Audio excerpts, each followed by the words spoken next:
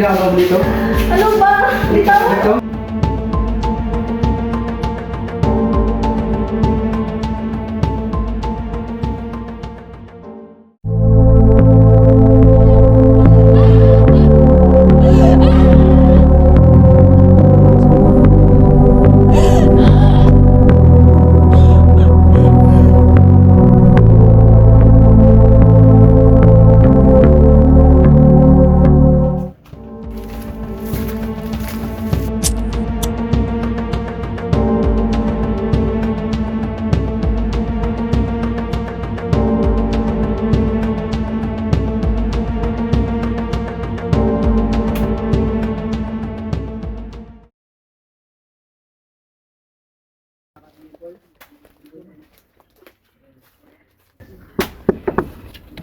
Ano yon? Magandang hapon po. Ako ang guro ni Ezekiel.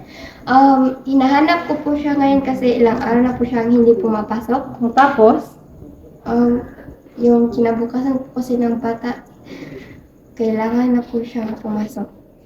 Hindi ko alam kung anong nangyayari sa kanya. Oh.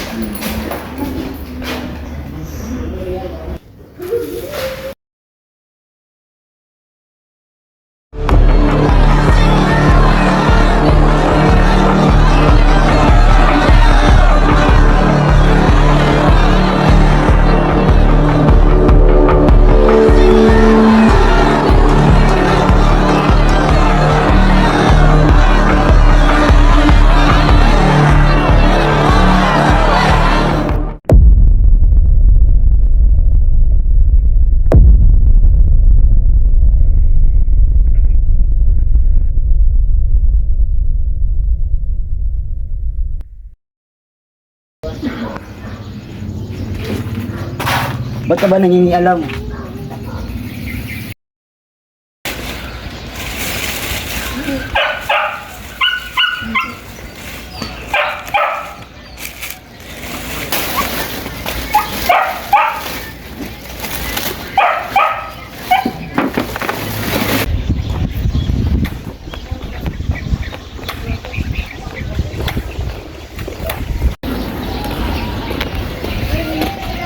Tao po! Excuse me po. Anong sa atin? Maaari ba akong humingi ng kaunting oras niyo po? Tungkol sa ano iyan? Maaari ba akong magpahiwatig ng kaunting salita ng Diyos? O sige po. Ito po muna, pumasok sa aming tahanan.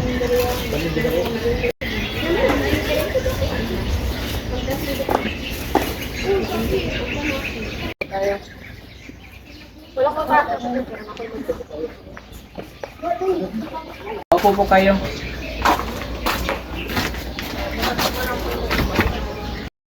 Isa ito sa mga salita ng Diyos na ipapahiwatig ko sa iyo. Proverbs 3 verse 5 to 6. Trust in the Lord with all your heart and lean not on your own understanding. In all your ways submit to Him and He will make your paths straight. Alam mo iyo, kung may mga problema ka, dapat mag-pray ka at i-surrender mo yung sarili mo kay God. May mga problema ka ba ngayon, iho? Meron po eh. Ang kapatid ko kasi ay isang basag ulo. Kaya siya ang aking pinaproblema ngayon kung paano siya mapalayo dyan sa kanyang sinimulan na gulo. At ang ama ko kasi ay isang lasinggo at ang aming inay walang pakialam. Nandun siya lagi sa pasugalan, naglalaro, walang pakialam sa aming magkapatid. At pinaproblema ko ngayon eh, ang aking pag-aaral kung paano ko ito matustusan. Alam mo, iho, huwag ka dapat sumuko dahil lang sa problema mo yan. Dapat maging ano ka sa sarili mo. Ito, basahin mo to palagi at maniwala ka sa Kanya at isurrender mo sa Kanya ang iyong sarili.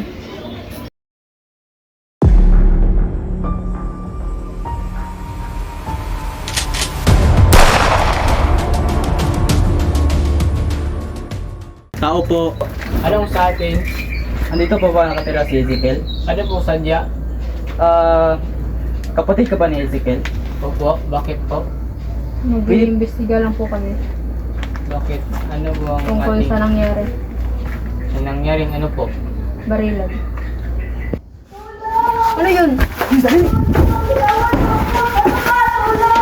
Sumukat ka ng kamay! Ilagay mo ang katawan mo sa pader! May karapatan ka manihimik!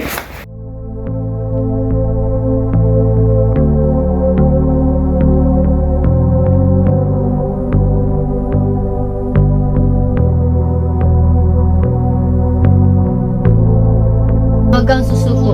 Maniwala ka lang sa Diyos at bibigyan ka niya ng pag-asa muli.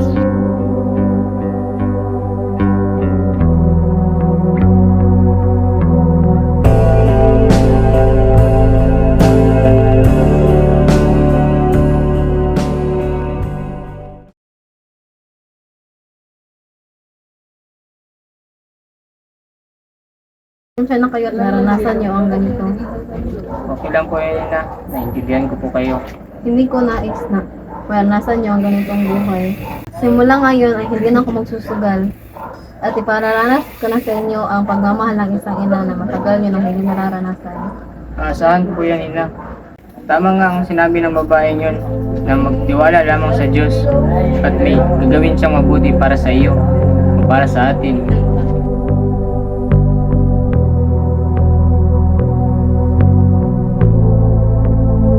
Patawarin niyo po ako, mahal niyo